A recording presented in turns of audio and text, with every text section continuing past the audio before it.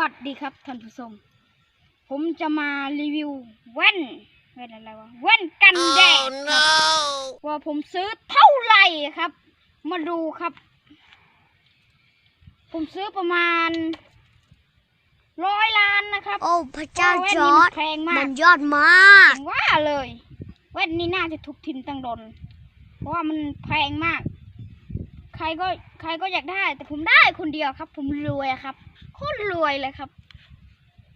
รีวิวแว่นกันแดดเสร็จแล้วก็แหวนครับดูครับแหวนนี่ผมซื้อให้ภรรยาผมครับผมจะมอบแหวนให้เขาครับ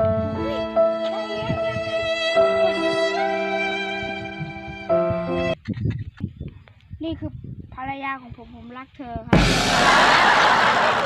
โอ้โหเมื่อวานผมไปเสริมหนวดนะครับเขาชอบหนวดมากครับแต่ผมไม่มีหนวดครับเฮ้ย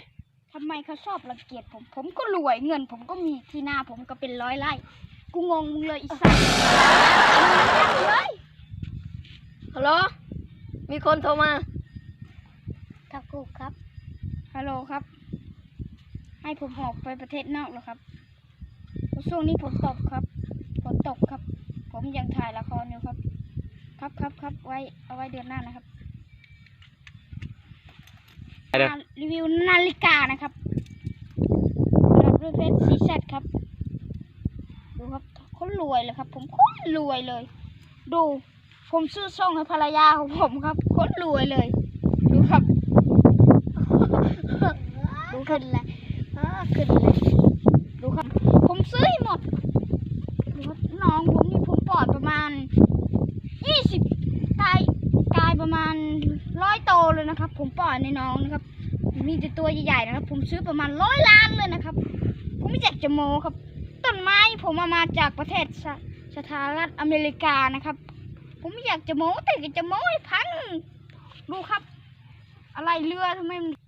ทองครับดูครับผมจะมารีวิวทองครับโคตรรวยเลยดูครับทองผมใหญ่มากครับผมลืมเอาทองเส้นใหญ่มันครับว่าผมจะหาเงินนี่ซื้อทองนี่ได้นี่ไม่ใช่เรื่องง่ายเลยนะครับภรรยาผมก็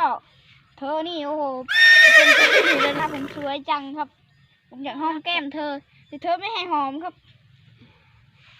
เอาเลยผมว่ามาตั้งนานผมก็เมื่อยนะครับผมก็จะนั่งครับเหนื่อยก็นั่งครับโอ้ไม่นั่งเลยสัตว์เดี๋ยวหมดนั่งผมกลัวผมจะได้นี่มันงูคอนด้านะครับนางงูคอนด้านะครับกลัวผมจะได้นี่โอ้โหผมเสียเงินนี่โอ้โหประมาณไม่อยากจะนับอะครับไม่อยากจะนับรวยครับไม่อยากจะนับอะครับประมาณ1,000 ล้านเลยอยากจะโม้แต่ก็จะโม้ให้พังจ่ายวันละ100,000 บาทครับบริการผมนี่ผมจ่ายเขาในวันละมื้อนะครับวันละมื้อมันไม่ใช่200-300นะครับมันแพงมากเลยครับโคตรแพงครับประมาณวันละ2-3 แสนครับวันละมื้อนะครับถ้าเป็นเดือนนี่โหเขารวยตายเลยนะครับเอาเลยนะดูครับภรรยาของผมหน้าตาเขานี่โหเหมือนแบ้เลยนะครับผมไปทำศัลยกรรมมาเขาสวยกว่าคือเก้านะครับโอ้โหเขาจะตกหลุมรักครับถึงเขาจะไม่สวยแต่ผมก็ตกหลุมรักเขาครับเพราะเขาไปทำศัลยกรรมมายิ่งสวยครับถึงหน้าตาเราสิคือแบะแต่ความมักแผ่เราบ่แผ่ไผเสียบว่าหน้าแต่น้อยจะพันว่าจะเป็นหยังขออยากพันเป็นเศรษฐีแต่ใหญ่ก็ไปเป็นดีเศรษฐีผมไม่เป็นเสียบว่าหน้ากูบจะหักเมียจะชำใดพอหักเมียคอยชุดใจแต่